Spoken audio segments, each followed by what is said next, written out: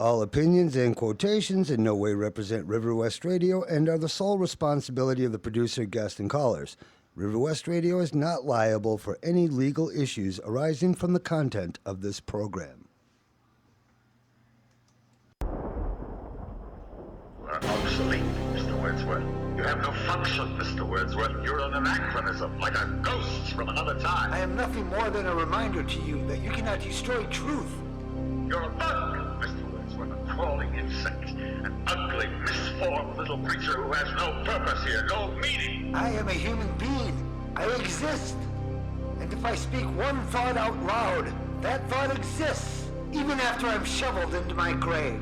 Illusions, Mr. Wordsworth. Illusions, the Bible, poetry, essays, all kind, all of it an opiate to make you think you have a strength when you have no strength at all. You have nothing but spindly limbs and a dream, and the state has no use for your kind. Yeah? Well, we're gonna have to do something about that. This is RiverWestRadio.com, community-supported radio streaming live from Milwaukee, Wisconsin. I'm your host. My name is Michael Wordsworth, and welcome to Breaking Down the News, the show that presents the news highlights of the week, but with a twist.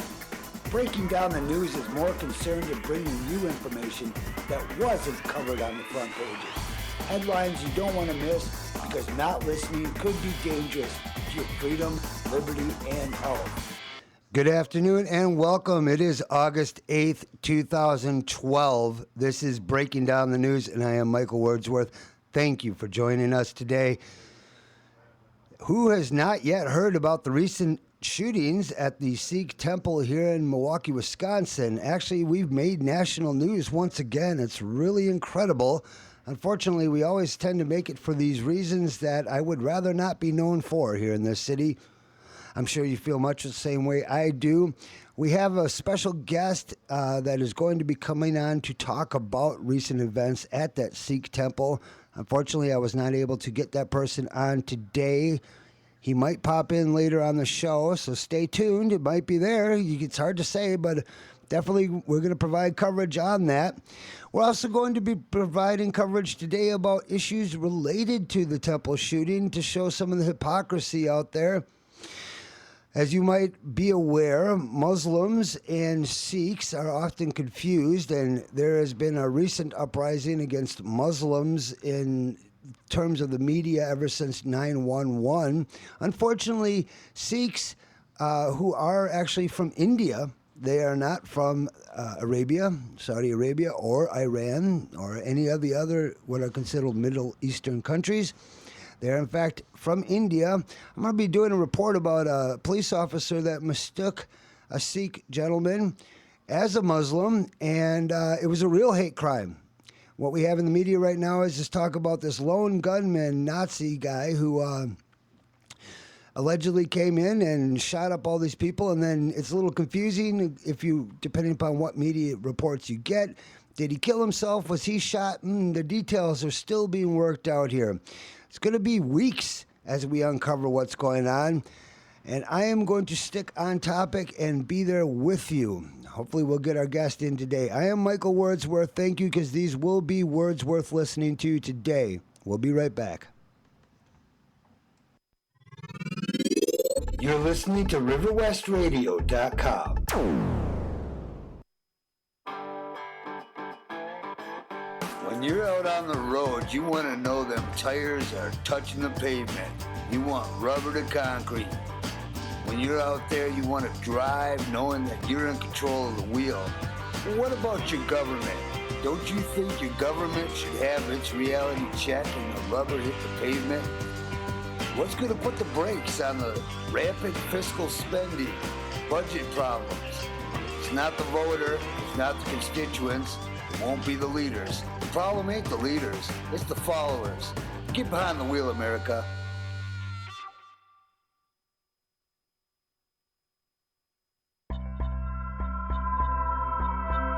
Every day, people wake up all over the world and hear commercials like this one with soft music and a soothing announcer's voice telling you how great some big corporation's new technology will help you and your family. But it is important to remember, these companies could give a flying fuck about you or your family. That's why Breaking Down the News has made this commercial to counter their commercials.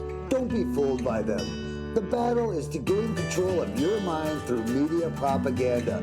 Just say no to evil corporations and their slick computer graphics designed to brainwash viewers. Vote no with your dollars, and we will regain the health of our nation, one consumer at a time.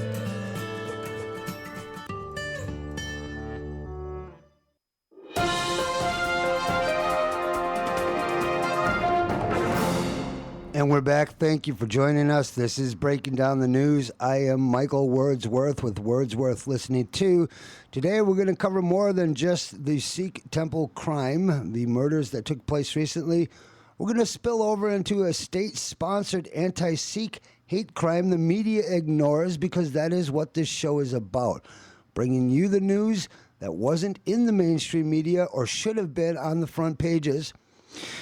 Well, deranged ex-federal employee Michael Page, a former Army PSYOPs specialist, the media isn't reporting that he was more than just in the military army. He was actually in PSYOPs for 6 years.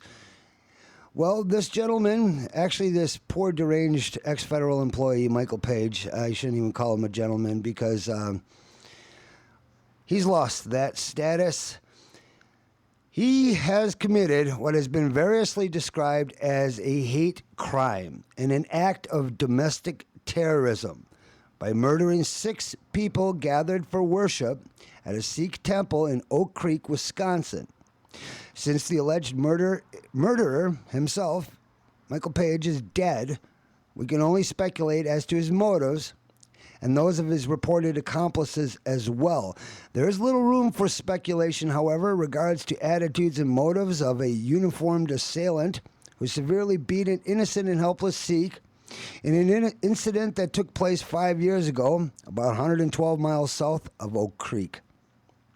Kind of ironic there.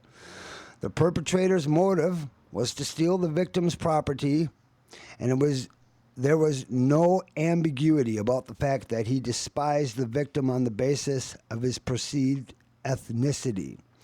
Thankfully, the victim, Joliet, Illinois resident Kuldip Singh Nang, wasn't shot. However, he was pepper sprayed and severely beaten on the morning of March 11th, 2007, by a police officer named Ben Grant, who materialized on his doorstep to announce that he was going to tow away a van that was sitting immobile in Nag's driveway because the vehicle had an expired license tag.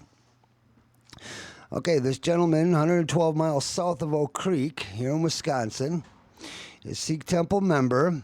He has a van parked on his property, and his private property, and allegedly actually this has been confirmed, the police officer did come up to his doorstep and announced he was going to tow away the van. Why? Well, because the expired license tag. Listen, you can have a vehicle sitting on your property as long as you're not driving it around. It doesn't matter if the tags are expired or not. So what's going on here? We've got an officer back in 2007, I'm talking about, March 11th to be specific. Officer Ben Grant decided that he would come up to Mr. Nag's driveway and inform him that he was going to illegally have his van towed. Well, how would you feel about that? I mean, a police officer rings your doorbell and says, hey, your vehicle sitting in your driveway has expired tags. And you're like, well, don't you usually pull me over for this? I'm not driving around. Why are you mentioning this? And the police officer responds, well, I'm going to have it towed because of that. Well, let me continue with this story because you are going to find it really interesting what the motivation was. This was an actual hate crime. When Nag objected, understandably, to the impending auto theft by a police officer, guess what the police officer did? He attacked Nag, threw him to the ground, and beat him mercilessly in front of his horrified wife and children, while befouling the air with obscene and ignorant racial slurs, calling him, I can't even say it on air, but you effing Arab, you effing immigrant, go back to your country before I kill you.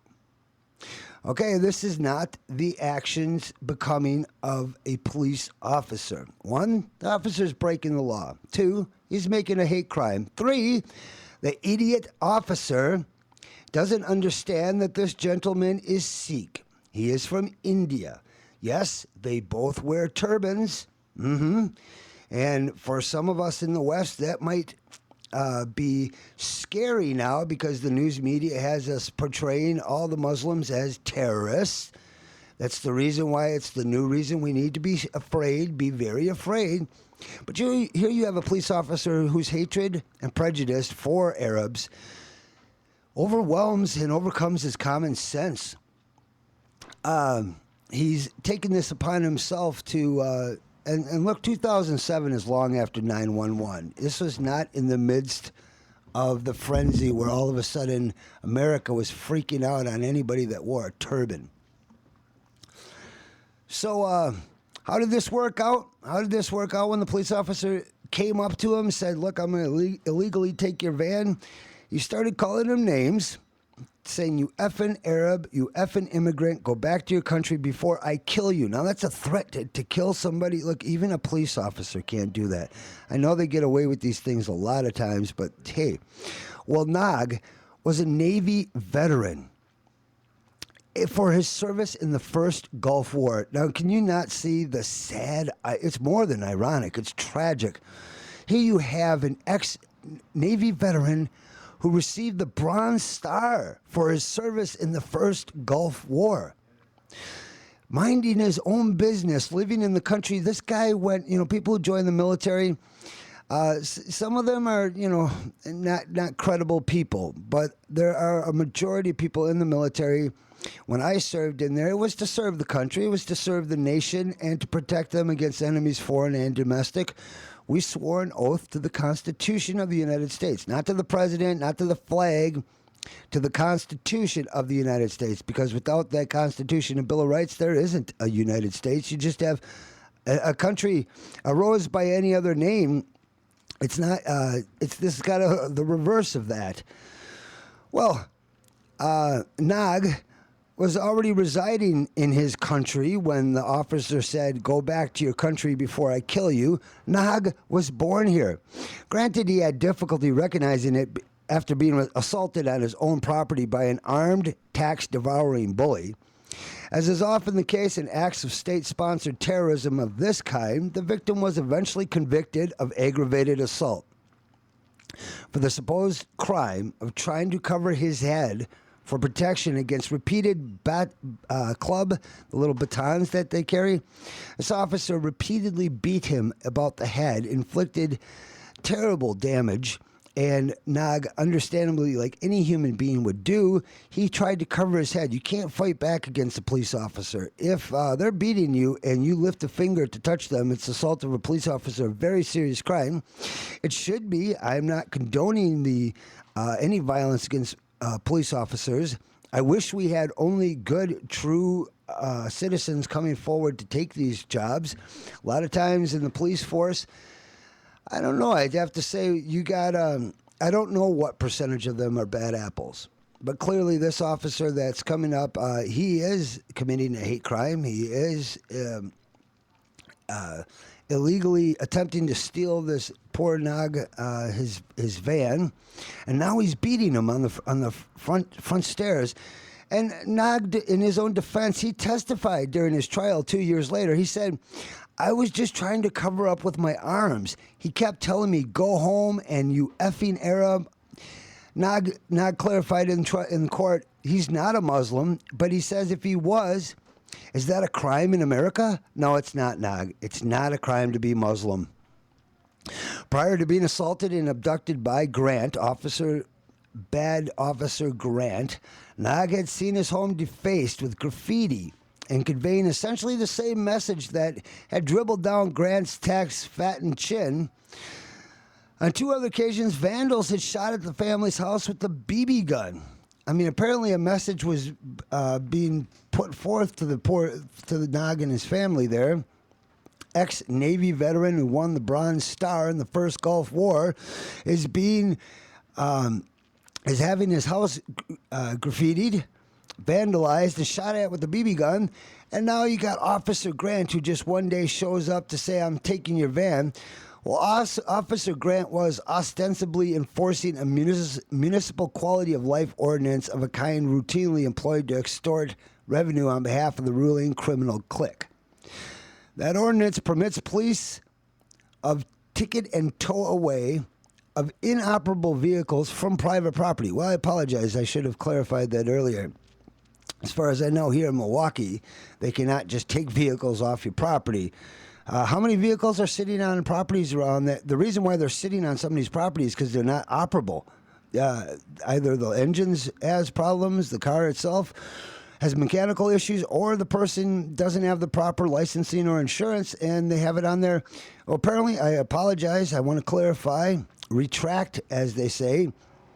It is legal in this county where Nog lives to have police officers remove inoperable vehicles from private property. Okay, well, if that's the case, that's the case. I mean, that's what that county decided. That's their law. That's fine.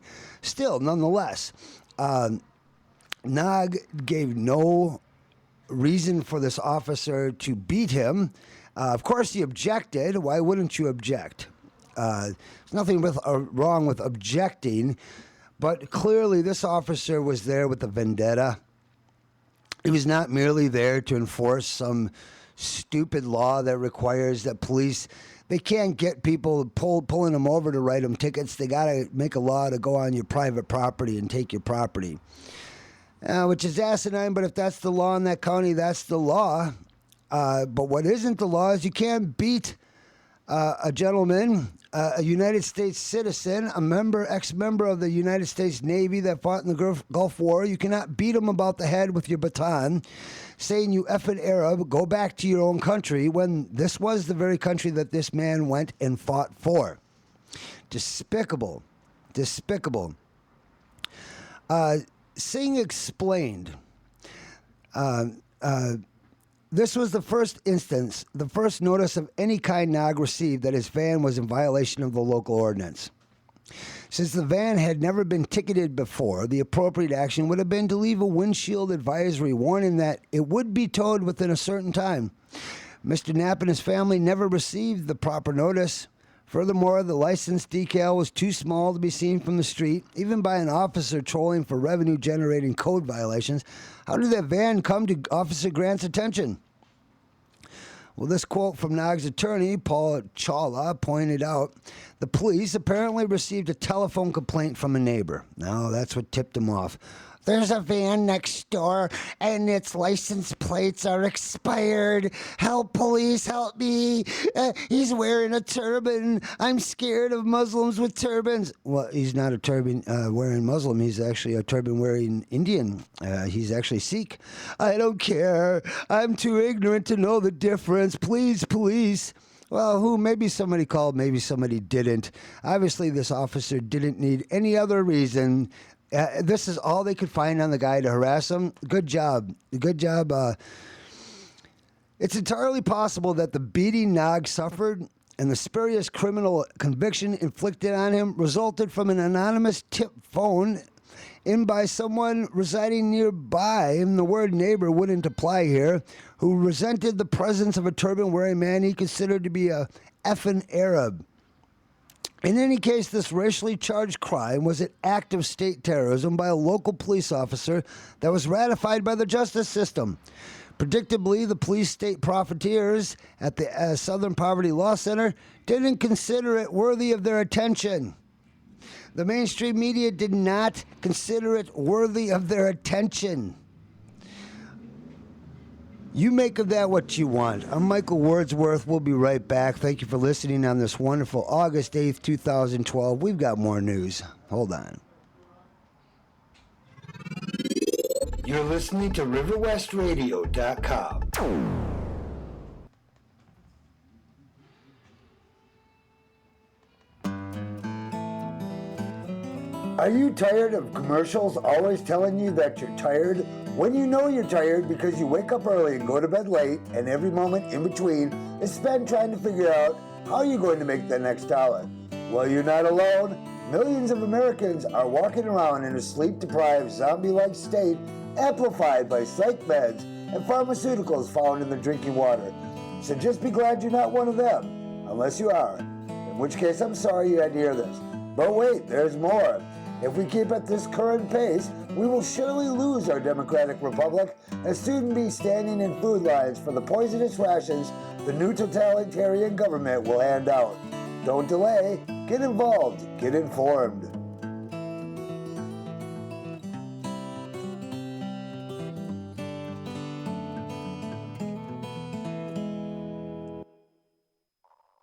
now it is time to make light of the issues.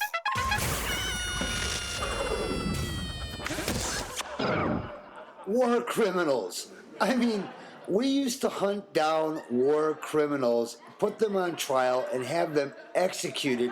Today, you have so many war criminals running around today. You've got Kissinger, George Bush, Barack Obama. All these guys should be put on trial.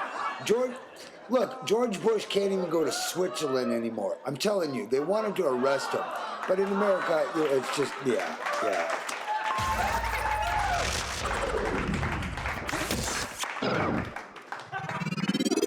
You're listening to RiverWestRadio.com.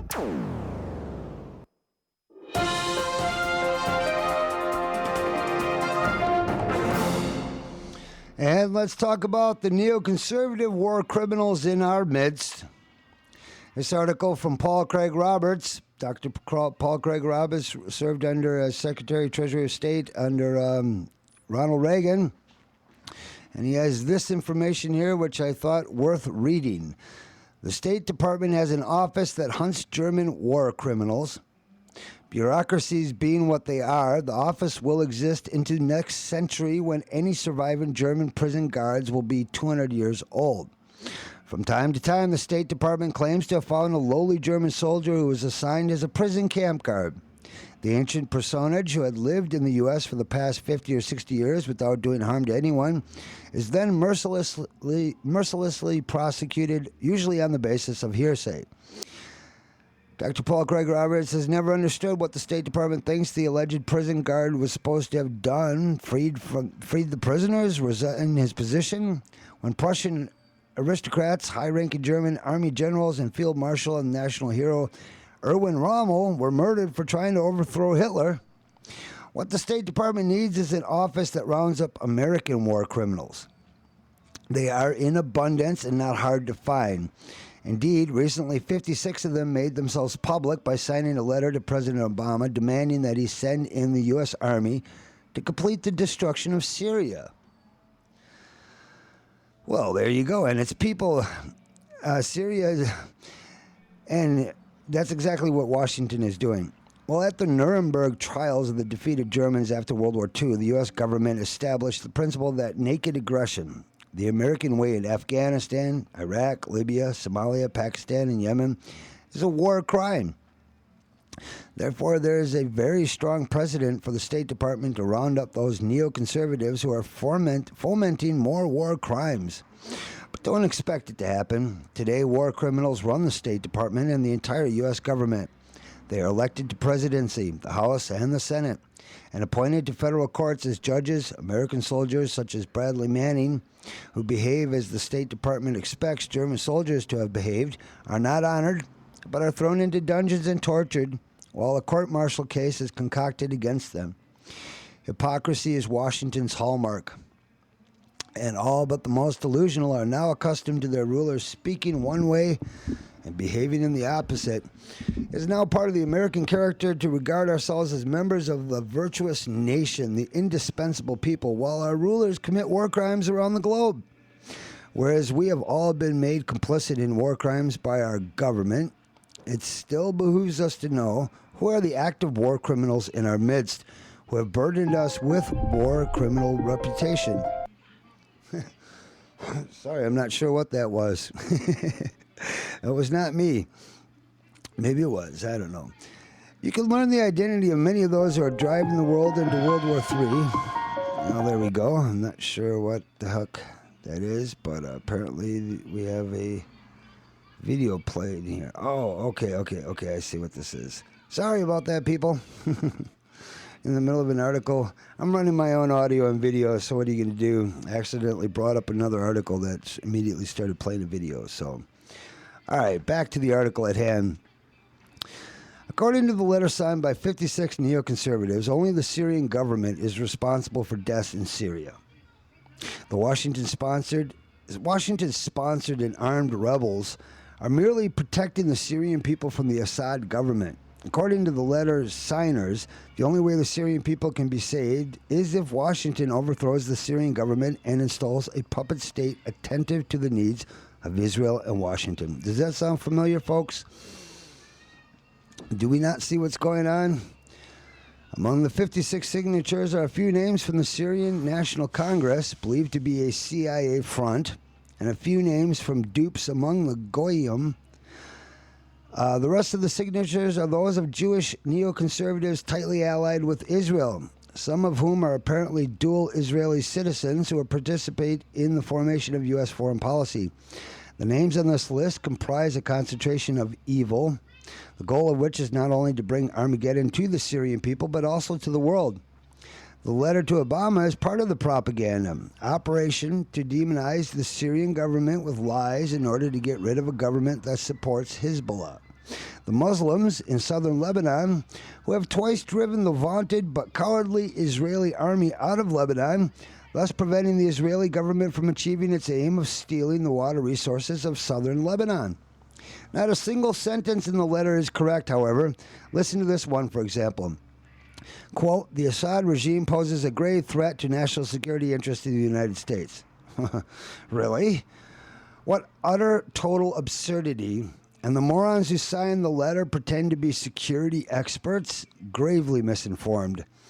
How do we evaluate the fact that 56 people have no shame whatsoever and will lie to the President of the United States, telling him to his face that the most absurd and obvious false things in order to advance their personal agenda at the expense of not merely the lives of Syrians, but by leading to wider war of life on Earth? The same neocon architects of Armageddon are also working against Iran, Russia, the former Soviet Central Asian countries, Ukraine, Belarus, and China. It seems that they can't wait to start a nuclear war. This article first appeared at Paul Craig Roberts' new website, Institute for Political Economy. Paul Craig Roberts was Assistant Secretary of the Treasury for Economic Policy and Associate Editor of the Wall Street Journal. He was columnist for Business Week, Scripps Howard News Service, and Creator Syndicate. He has had many university appointments, and his internet columns have attracted a worldwide following. I'm Michael Wordsworth, proud to bring you the words of Dr. Paul Craig Roberts. We'll be back in a moment. You're listening to RiverWestRadio.com. And now it is time to make light of the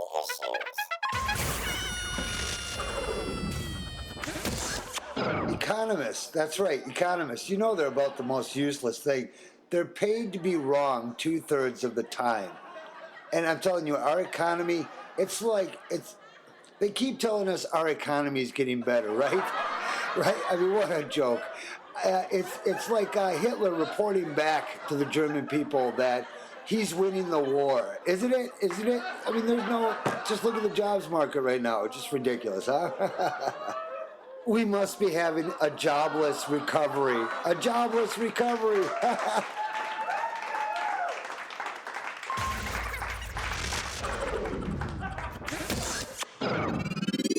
You're listening to RiverWestRadio.com.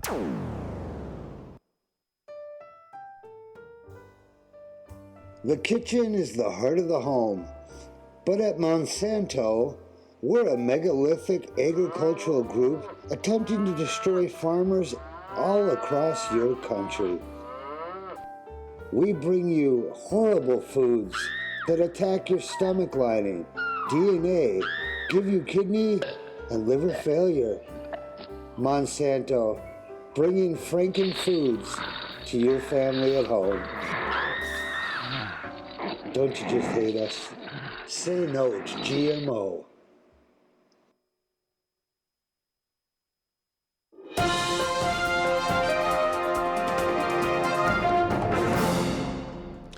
The question of why are gas prices going up so much is a good question. This article from the Beaufort Observer online edition. Get ready, as if we can do that. The price of gasoline is going up and going higher. The market in crude oil, the largest cost component in a gallon of gasoline, is trending upward.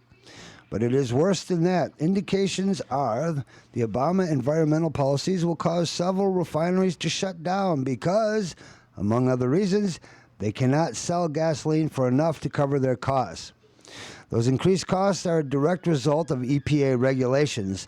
As we have previously reported, the Inquisitor reported in March, quote, as if national and international problems were not enough, increasingly stringent EPA regulations and governmental rules have made it hard for some refineries to operate efficiently while still turning a profit. When combined with rising summer gas demand, the closure of refineries is expected to push the cost of gas over the $5 per gallon mark by the time the summer months arrive. While the left-leaning news source, known as The Hill, reports part of the story, but as you read, The Hill realize, pardon me, as you read this article, not the one I'm reading, but the one from The Hill that's being talked about in this article, it reveals how wrong this elite media Obama spin machine is. But here's how they explain the recent rise in gas prices. Gas prices have surged in recent weeks, and analysts predict they'll keep rising, creating fresh openings for GOP attacks against President Obama that had waned when prices dropped sharply. The national average for a regular gasoline per gallon is $3.60. I think it's $3.63 since yesterday. A 24% rise over the past 4 weeks, according to AAA. Prices are well below the peak of nearly $4 in early April, a run-up that fueled constant GOP criticism of White House energy policies and threw Obama on the defensive. The frequency of the political clashes over gas prices have tapered off since prices tumbled. But several analysts told The Hill that costs at the pump are likely to continue their recent rise through August. Friday brought fresh evidence that pump prices are likely primed for more increases in coming weeks. U.S. oil future prices, buoyed in part by the Labor Department report of 163,000 jobs created in July, jumped by over $4 per barrel to settle at $91.40 in New York trading.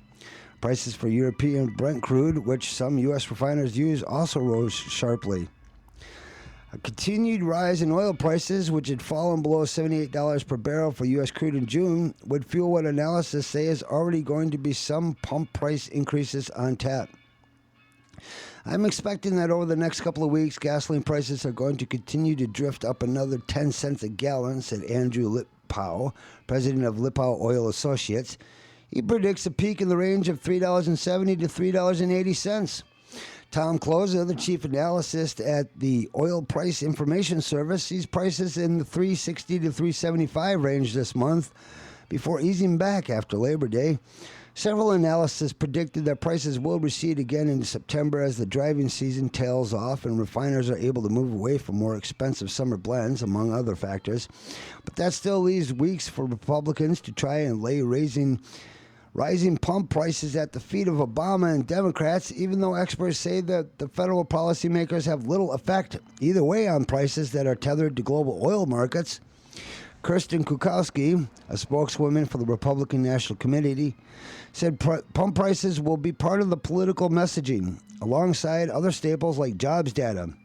Quote, she says, we are going to be talking about every economic factor. The National Republican Senatorial Committee, meanwhile, vows to hit vulnerable Senate Democrats such as Claire McCaskill and Obama over the prices. The NSRC fully intends to highlight the disastrous effects President Obama's EPA has had on our nation's energy prices, including their rejection of the Keystone Pipeline, said spokeswoman Lance Trover. Now, that's the official story given by the media, and we're going to read the rest of the story in a bit. I'm going to take a break and come right back. I'm going to read really what's been going on with oil prices. I'm Michael Wordsworth listening to. You stay tuned, and we're going to learn more. You're listening to RiverWestRadio.com.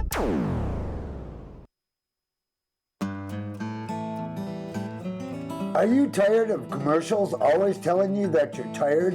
When you know you're tired because you wake up early and go to bed late, and every moment in between is spent trying to figure out how you're going to make that next dollar.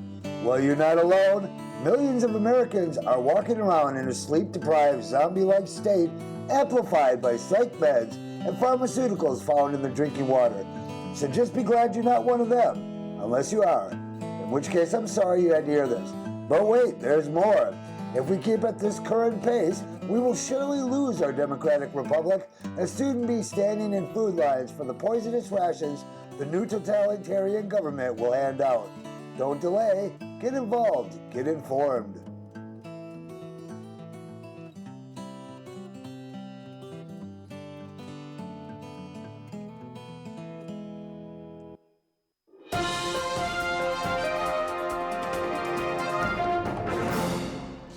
And now, the rest of the story. It was reported back in March by Bloomberg Businessweek. In 1902, Sun Oil, later known as Sunoco, opened a refinery in Marcus Hook, Pennsylvania, just south of Philadelphia.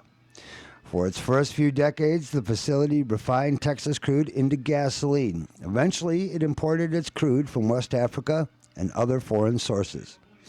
Marcus Hook, along with the second Sunoco plant and one nearby owned by ConocoPhillips, came to account for half the gasoline, jet fuel, and diesel product produced on the East Coast. These Philadelphia refineries could play a crucial role in determining the prices many U.S. motorists pay for gasoline this summer, not just because they will be refining oil into gas, but because they probably won't. All three are up for sale, unprofitable and outdated. Marcus Hook closed in December. ConocoPhillips refinery went idle in September. If Sunoco can't find a buyer for its South Philadelphia refinery by July, it'll close that one too. Sunoco's Northeast refining business has lost nearly $1 billion over the last 3 years. That, according to company spokeswoman Thomas Golombeski. In February, Hovensa, a joint venture between Hess and Petróleos de Venezuela, closed its St. Croix refinery, which alone processed some 350,000 barrels of oil a day, most of it for the East Coast. Unlike their counterparts in the Midwest and on the Gulf Coast, most East Coast operations are built to refine only light, sweet oil such as Brent crude. Since this oil is largely imported from such countries as Nigeria, its price is heavily affected by global events. The Arab Spring and threats of Iranian disruption have driven the price of Brent from $94 a barrel to over $120 in the last year, costing the East Coast refineries dearly. Demand for gasoline in the U.S., meanwhile, is close to a 15-year low, so refineries have been unable to pass on all their costs to customers. True, gasoline prices have been climbing. Gas in New York State still probably hit $4 a gallon very soon, but not enough to keep those refineries profitable. The golden age of East Coast refineries is over, says Fidel Geit, an analyst with Oppenheimer. With the Philadelphia refineries probably gone for good, longer supply chains will add 5 cents to 10 cents to the price of a gallon of gas on the East Coast this summer, says John Perry, an analyst with energy research from IHS Herald. According to February 27th report by the U.S. Energy Information Administration, drivers in the Northeast will be hit hardest. Gas would have to be trucked and trained to make up for the lost supply, says the EIA report. Pardon me, the EIA report. And they state on that report prices will need to increase to cover the extra cost. While refineries on the East Coast are dying, those in the Midwest and the Gulf Coast are booming. Those refineries rely on another class of oil, West Texas Intermediate, a crude produced mostly in the middle of North America. That means the price of WTI is largely immune to the influence of international politics. The various blends of oil that fall beneath the WTI pricing umbrella are often heavier and more sour, higher in sulfur content than Brent crude, requiring different processing equipment, which the Midwest and Gulf Coast refineries have. For the better part of the last 20 years, Brent and WTI have traded within $2 of each other, so there was little difference in the raw material cost between refineries across the country. That changed around 2010 when the prices of WTI began falling due to the huge volume of new crude flowing from Texas, Canada, and North Dakota. By October 2011, WTI was trading around $75 a barrel, while Brent was just at $100 per barrel.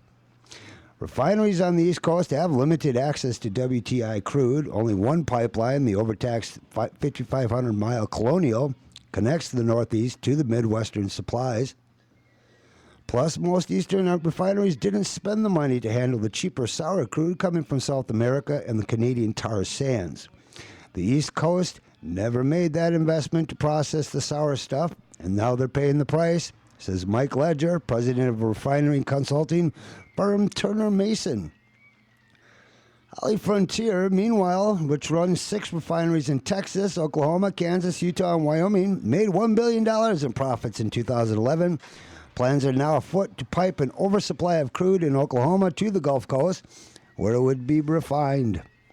That gas ultimately would make it to the Northeast. This industry is going too quickly to adjust in a year or two, says Ben Brockwell, a director at research firm Oil Price Information Service. The bottom line, after losing millions, a number of refineries on the East Coast are likely to shut down, leaving drivers exposed to even higher gas prices. Finally, as the economy improves and people have more money to spend, the demand for gasoline will increase, pushing prices even higher than they have been in a depressed economy. Why in the world would the Obama administration be following policies that increase the cost of refining gasoline and reducing the supply? This is so crazy that one has to wonder if the intent is not to cripple the American economy. As this is being read to you, there are 92 days remaining before November 6, 2012. I'm Michael Wordsworth reporting on gasoline prices and the reason why they're so high. We'll be back in a moment. Thank you for listening today. It's August 8th, 2012. You're listening to RiverWestRadio.com. When you're out on the road, you want to know them tires are touching the pavement. You want rubber to concrete. When you're out there, you want to drive knowing that you're in control of the wheel. Well, what about your government? Don't you think your government should have its reality check and the rubber hit the pavement? What's going to put the brakes on the rampant fiscal spending, budget problems? It's not the voter, it's not the constituents, it won't be the leaders. The problem ain't the leaders, it's the followers. Get behind the wheel, America. You're listening to RiverWestRadio.com.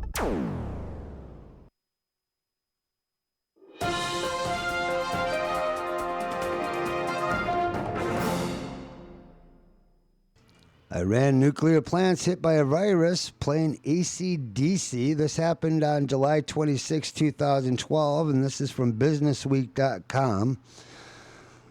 I should have brought you this earlier, but there has been so much news. I just wanted to squeeze this in before we go on to TSA body scanners. We're going to be talking about there is no safe dose of radiation from TSA naked body scanners.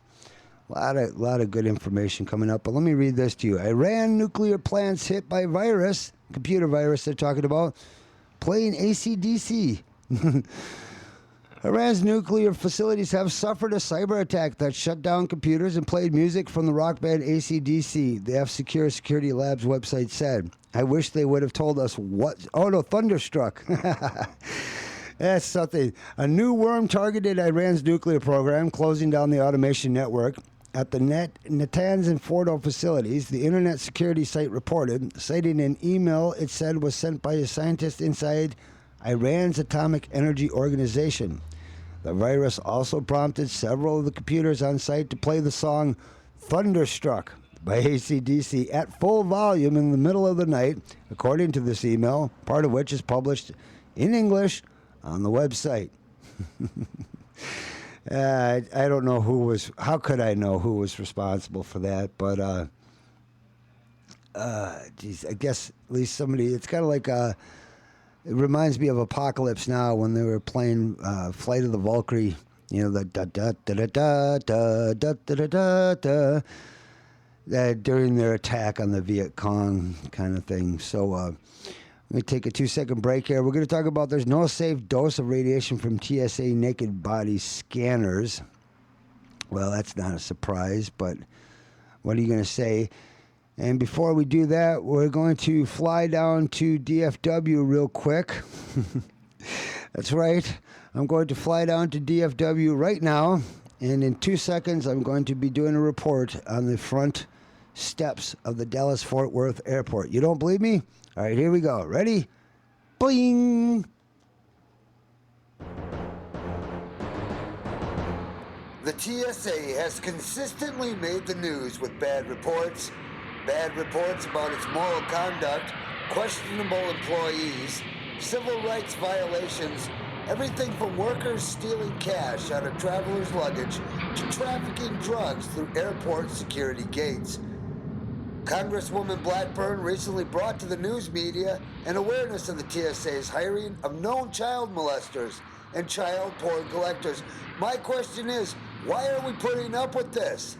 Why have we become so tolerant of being peasant slaves that we will acquiesce to anything? I've come to the DFW International Airport outside Dallas, Texas, to ask some questions of ordinary passengers and to interview the TSA workers themselves. Let's go in and see what they have to say. I don't like what I have to put up with every time I fly. Ted Wilsonberg travels by plane frequently and has to get groped on a regular basis. But does he have to put up with this? No. Hell no. I'd keep these guys out of here if I could. So you don't think that we need to be molested in the interest of national security? No. Think about it. A police officer can't just come up and put their hands in your crotch. But these guys feel me up every time I pass through these gates. But why do you put up with it? I have to do this. My job depends that I fly 3 to 4 times a week. I have a family, you know? The TSA stands for total suckasses when it comes to trampling on the Constitution and the Bill of Rights. How do they get away with it? I asked the director of security here at the airport at Dallas-Fort Worth. Yeah, well, when you pass through them doors, them front doors of this airport, you're no longer in America, boy. You're now in international territory bound by international law. And that's the great secret. The Constitution of the United States does not apply in its airports.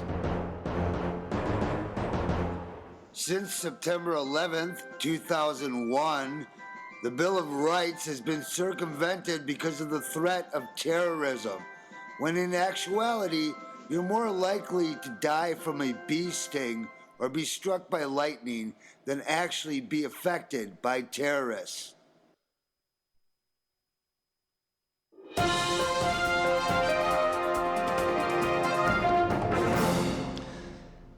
And from the TSA, we would like to say there is no safe dose of radiation from their naked body scanners.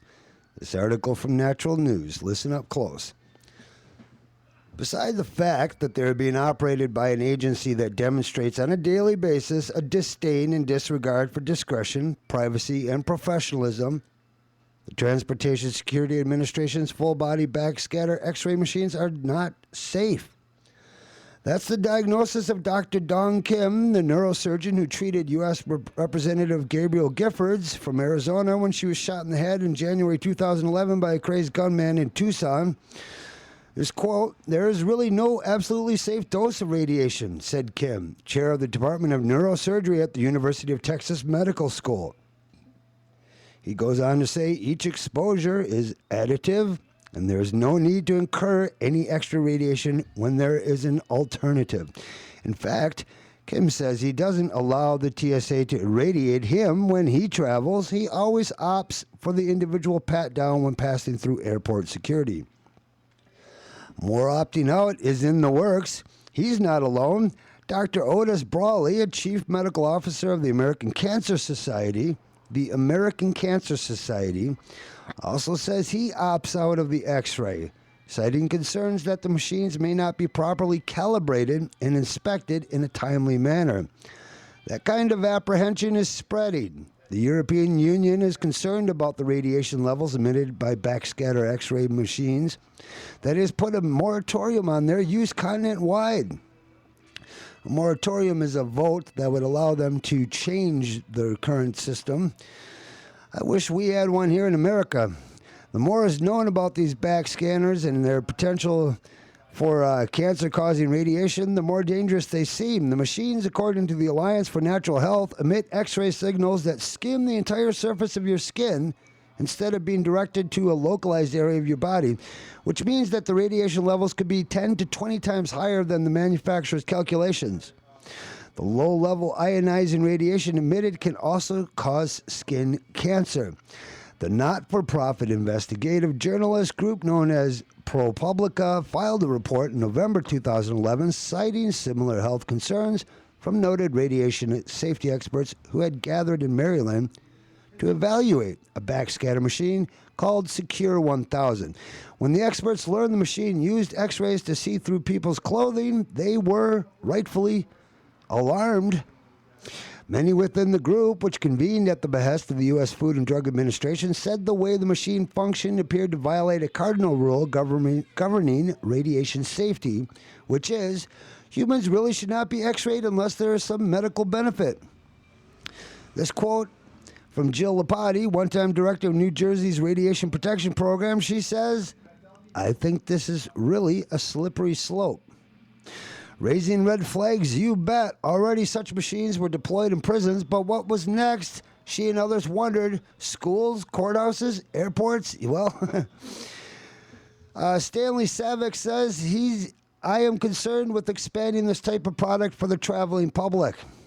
This from Stanley Savick, the vice president for safety at a large electronics company. He said, and I quote, "I think that would take this thing to an entirely different level of public health risk."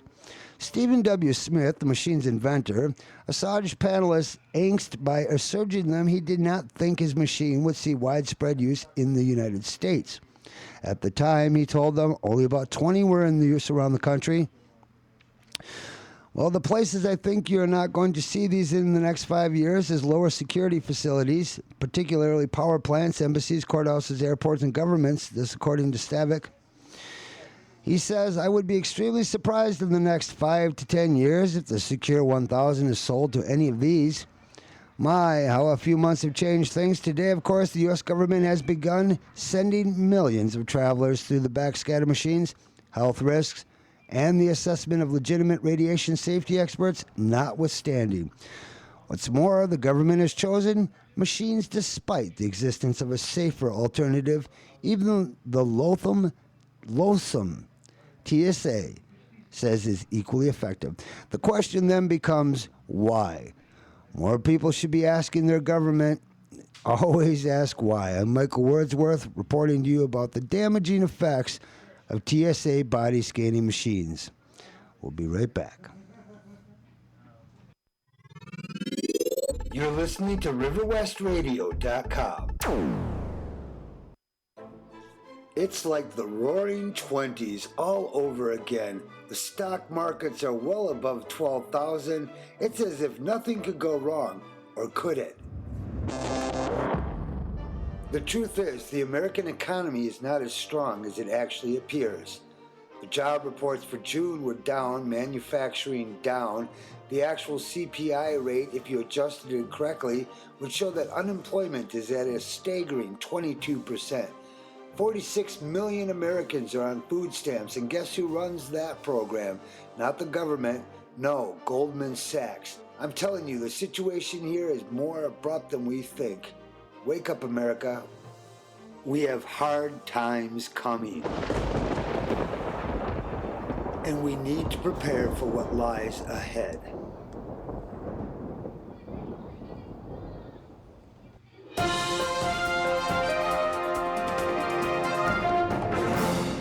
This just in, mainstream media continues to insist that there was only one gunman involved at the recent Sikh temple shooting.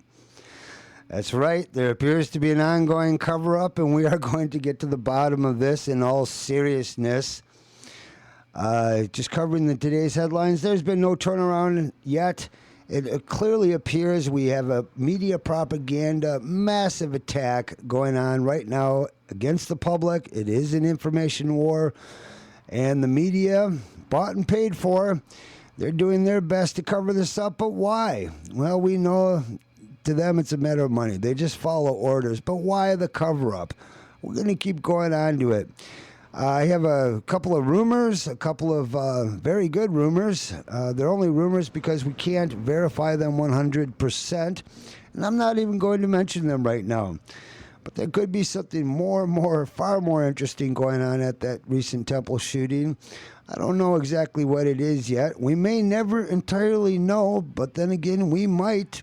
What we do know is the media is continuing to put out this information that is, by and large, false. Why is it false? Because several eyewitnesses saw 4 men going into that temple. Only one was reported. Where are the other 3? And why were they conducting a training exercise the day before? The day before, it was reported that police were showing up and leaving. This is a big question. We can only wonder why. Well, we're going to talk about corn, soy, and beets next. Corn, soy, and beets are on fire. Let the GMOs burn. GMO food. If you don't know what that is, we're going to read it to you and explain why. Right after this commercial from Monsanto. That's right, Monsanto, bringing you horrible foods. You're listening to RiverWestRadio.com.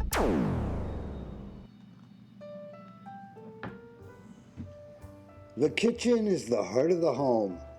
But at Monsanto, we're a megalithic agricultural group attempting to destroy farmers all across your country. We bring you horrible foods that attack your stomach lining, DNA, give you kidney and liver failure. Monsanto, bringing Franken foods to your family at home. Don't you just hate us? Say no to GMO.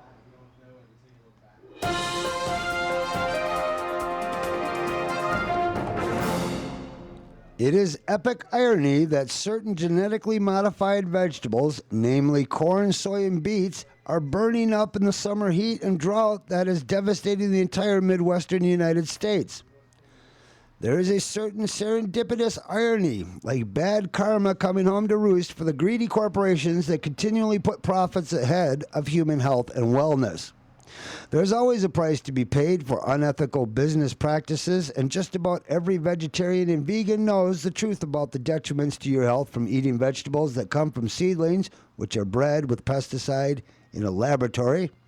Right now, as you're listening to this, massive amounts of dried up and crackling dirt is strangulating nearly 40% of the genetically modified corn, soy, and beet roots. And in some hauntingly similar way, Those toxic vegetables have been slowly strangulating the masses who have been consuming them for the past 15 to 20 years. GMO equals short-term profits and shorter human life. That's right, pesticide it is now growing inside most of the most popular vegetation. Growing inside this vegetation is pesticide. Why? Because it's been genetically altered to do so. Thanks to the last 2 decades of agriscience, figuring out how to engineer toxic pest killers as part of the plant's genetic makeup. Well, now thanks to plant immunity to Roundup pesticide, at least 5 to 10 times more pesticide is dumped onto the vegetation as it grows in America's fields. That's right.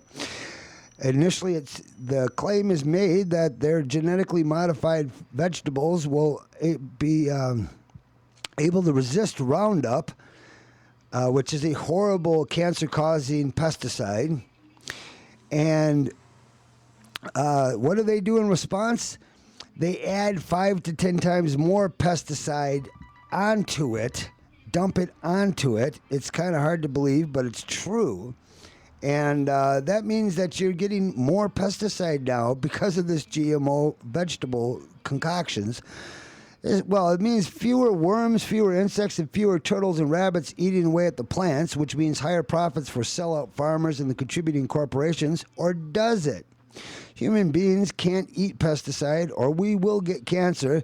And so as we do eat cancer, huge pharmaceutical firms prosper. And it just further assists them in running the country, the politicians, Western medicine, and the mainstream media. The greatest monopoly to ever besiege mankind is the merger of the U.S. food industry with the U.S. pharmaceutical industry. Perpetuated myths invade the masses via media tricks and ad campaigns, and most people have no idea that they are eating pesticide for breakfast, lunch, and dinner every single day. The cleansing and detoxifying organs like the kidneys, pancreas, and other liver are being overwhelmed with GMO toxins and food additives. Let's talk about the soy myth for a second. It's becoming very difficult to find any soy which is truly organic. Most soy in America is genetically modified, processed, and causes extreme health detriment. Do you drink soy milk because you're trying to avoid dairy? Switch to almond milk or rice milk right away. Why? Soybeans contain hemagglutinin, which is a clot-promoting substance that causes red blood cells to clump together. This is what leads to strokes. Also, soybeans contain natural toxins or anti-nutrients and are considered enzyme inhibitors because they block the action of trypsin and other enzymes that humans need for protein digestion. These can produce serious gastric distress and cause chronic deficiencies in amino acid uptake.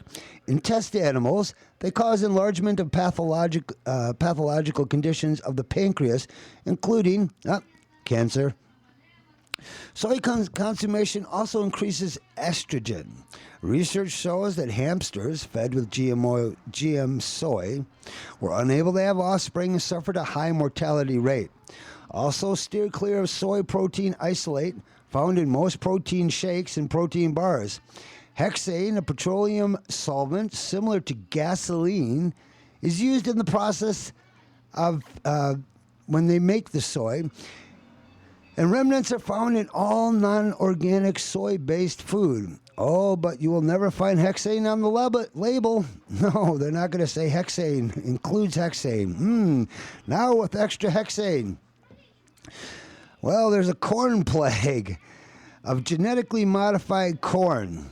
Genetically modified corn does not feed the entire world. It poisons the entire world. Frankencorn, as we like to call it, is laden with pesticides inside and out. And America breeds it and feeds it to countries and most livestock with this toxic, insidious food product as if it's just normal daily business.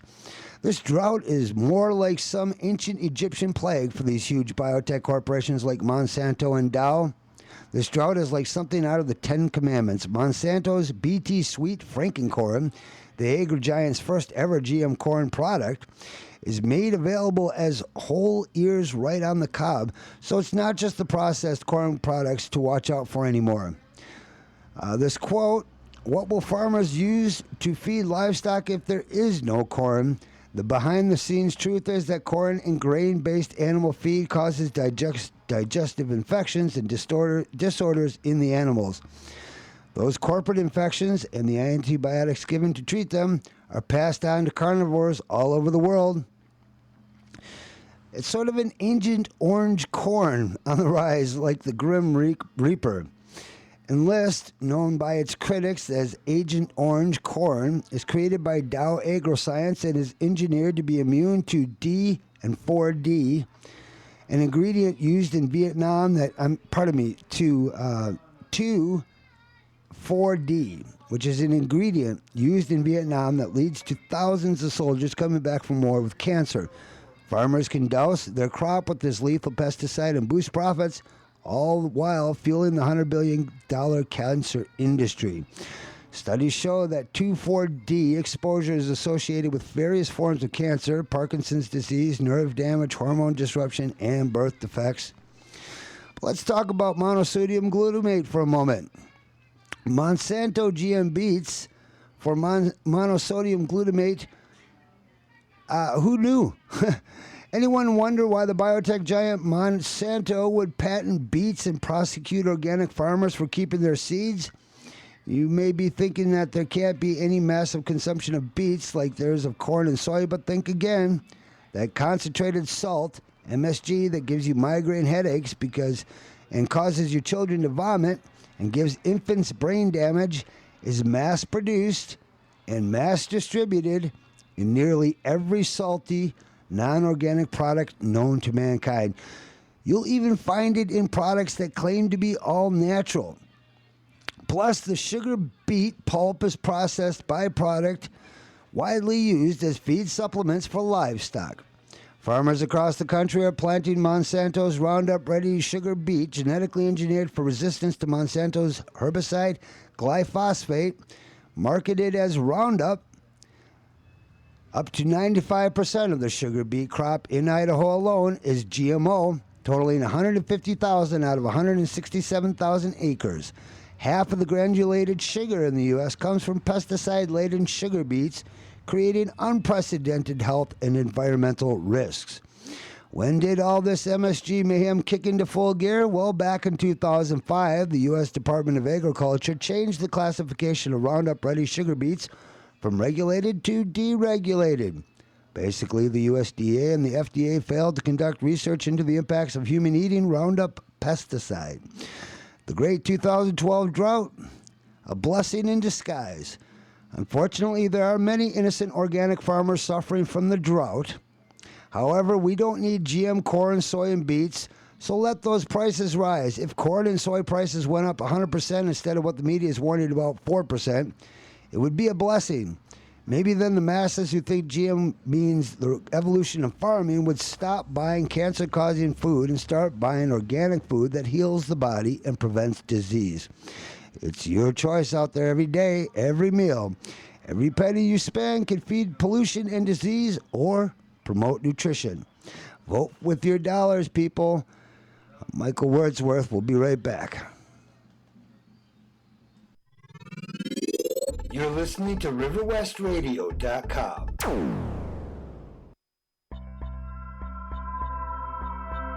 Every day, people wake up all over the world and hear commercials like this one, with soft music and a soothing announcer's voice telling you how great some big corporation's new technology will help you and your family. But it is important to remember, these companies could give a flying fuck about you or your family. That's why Breaking Down the News has made this commercial to counter their commercials. Don't be fooled by them. The battle is to gain control of your mind through media propaganda. Just say no to evil corporations and their slick computer graphics designed to brainwash viewers. Vote no with your dollars, and we will regain the health of our nation, one consumer at a time.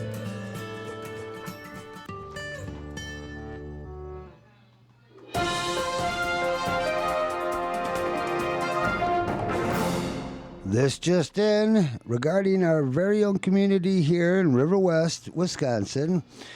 We've got a couple here pledging their IRA account to support advisory referendum and a new twist to the phrase buying an election.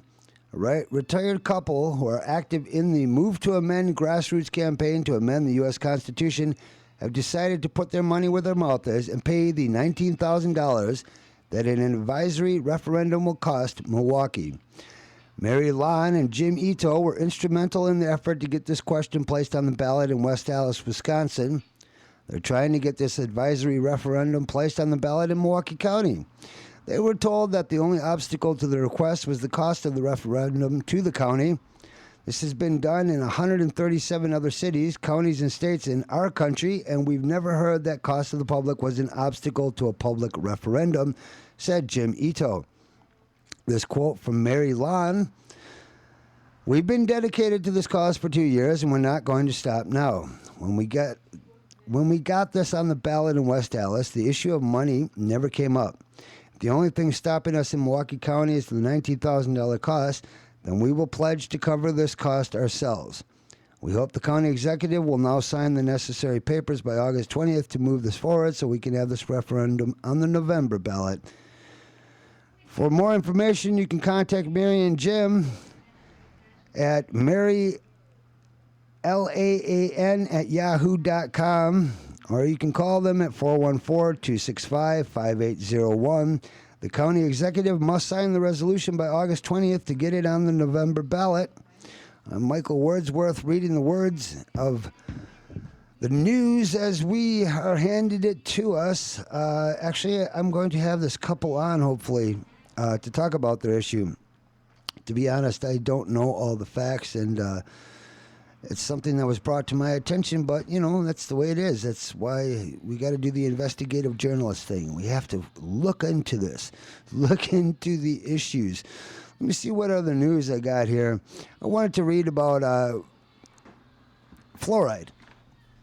I've reported many times on this show about the damaging effects of fluorosilicic acid, commonly known as sodium fluoride. Sodium fluoride is actually a acid, fluorosilicic acid, which is a byproduct from aluminum mining. The EPA won't let you dump it, but they will let you drink it. That's right. They won't let you put it in the environment, but they'll let you put it in trace amounts. Well, recently we've been breaking how the news that fluoride doesn't do anything for our teeth. It's a big mystery how this lie has been propagated for so many decades, and now we've got a new study from Harvard. This article is by Dr. Mercola. The Harvard study finds fluoride lowers IQ.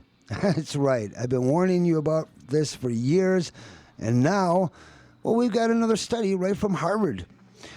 Fluoride is added to 70% of U.S. public drinking water supplies to aid in the prevention of cavities. This benefit is dubious at best, as there's practically no difference in tooth decay rates between fluoridated and non-fluoridated countries, and no difference between states that fluoridate a high versus low percentage of their water.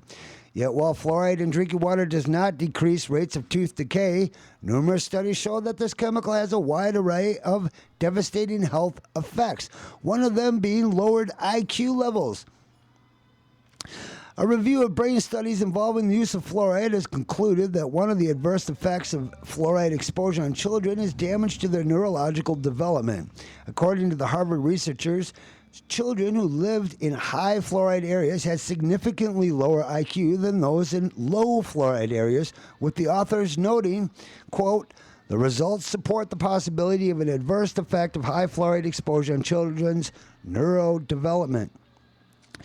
This just adds to the growing number of animal and human studies demonstrating the damaging fluoride inflicts on your brain, including your pineal gland. The results of one study looking at children's intelligence in 2 towns, one with fluoridated water and one without, were particularly revealing, with about 28% of the children in the low fluoride area scoring as bright, normal, or higher intelligence, compared to only 8% in the high fluoride area.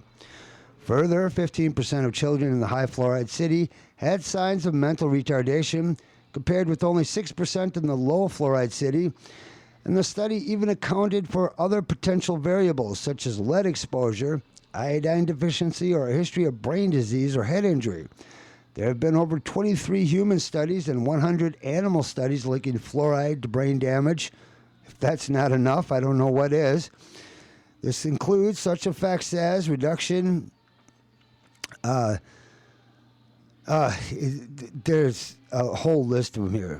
Damage to the hippocampus, reduction in nicotine receptors, formation of beta amyloid plaques, the classic brain abnormality in Alzheimer's disease, exacerbation of lesions induced by iodine deficiency, impaired antioxidant defense systems, increased uptake of aluminum. Oh, that's not good. Accumulation of fluoride in the pineal gland, which calcifies it, if I'm not mistaken. Some of these effects have been observed even at low levels of exposure, such as 1 part per million of fluoride in water. This is below the U.S. Environmental Protection Agency's safe drinking water level for fluoride, which is 4 parts per million, and right around the levels used in water fluoridation programs, which may range from 0.7 to 1.2 parts per million. Recently here in Milwaukee, we had a big vote. Our Alderman Jim Bowl from the 5th District actually took up this cause. At a petition in, where do we stand so far right now? The city voted to lower the level of fluoride in our drinking water here. We would have liked to see it all gone. We would have. Did you know that the United States is one of only 8 countries in the entire developed world that fluoridates more than 50% of its water supply? Even China does not allow water fluoridation because it's too toxic and causes damage, according to their own studies. Instead, the waste product from their phosphate fertilizer industry is shipped to the United States, where we add it to our water supply. How stupid can we be, people? This is a very important point. The fluoride added to your water is not even pharmaceutical grade. It's a toxic industrial waste product which is also contaminated with lead, arsenic, radionucleotides, aluminum, and other industrial contaminants. The story gets even more convoluted as now declassified files of the Manhattan Project and the Atomic Energy Commission show that the original motivation for promoting fluoride and water fluoridation in the United States was to protect the bomb, aluminum, and other fluoride polluting industries from liability. In the early days, some of the sodium fluoride used to fluoridate water supplies in the U.S. came from Alcoa. A couple of years later, they switched to the even more hazardous waste product, hydrofluorosilicic acid, from the phosphate fertilizer industry. While the U.S. Centers for Disease Control and Prevention officially claims that for more than 65 years, water fluoridation has undergone extensive scientific studies and reviews to assess its public health benefits and risks, which is a bunch of BS.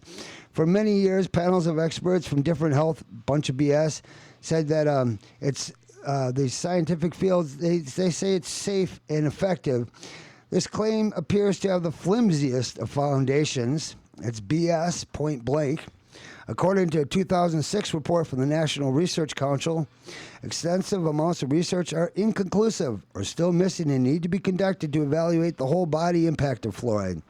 Not only that, but their scientific review also identified research suggesting a variety of harmful effects from skeletal fluorosis, bone fractures, and potentially even cancer.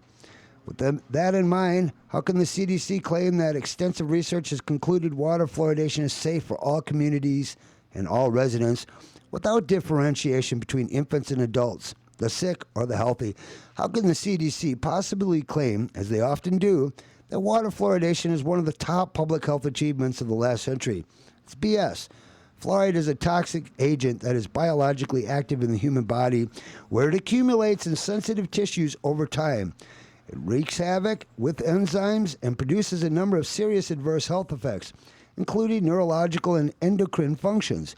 So why is it still being added to so much of the U.S. water supply? Because we still need to keep at this. That's why. When the people finally reject this, it'll be out. So please, everybody that listens to this, you got to pass on this information. Let people know. There's some great places to go to. Fluoride Action Network online is awesome. We want healthy food, not fluoride. That's essential for healthy teeth. Fluoride's predominant action is on the surface of your tooth, although even now this is questionable, and not from inside the body. So the idea that many Americans are still being forced to swallow it for their teeth defies all common reason. Good oral health and strong, healthy teeth are not the result of drinking fluoridated water and brushing your teeth with fluoridated toothpaste. Rather, it's virtually all about your diet. Dr. Weston A. Price is one of the major nutritional pioneers of all time, completed some of the most extensive research on this topic back in the early 1900s, and documented his findings in the classic book Nutrition and Physical Degeneration. He found native tribes who were eating their traditional diet had nearly perfect teeth and were almost 100% free of tooth decay. And they did not have toothbrushes, floss, toothpaste, or root canals and fillings. But when these tribal populations were introduced to sugar and white flour, guess what happened? Their health and their perfect teeth rapidly deteriorated, just like the kids in El Salvador. By avoiding sugars and processed foods, you prevent the proliferation of the bacteria that causes decay in the first place. Most people whose diet includes very little sugar and very few processed foods have very low rates of tooth decay. So the simple act of eliminating sugar and avoiding processed foods, along with regular cleanings with your natural mercury-free dentist, will ensure that your teeth and gums stay healthy and cavity-free naturally. I'm Michael Wordsworth with Wordsworth Listening To. Thank you for joining us on this August 8th edition.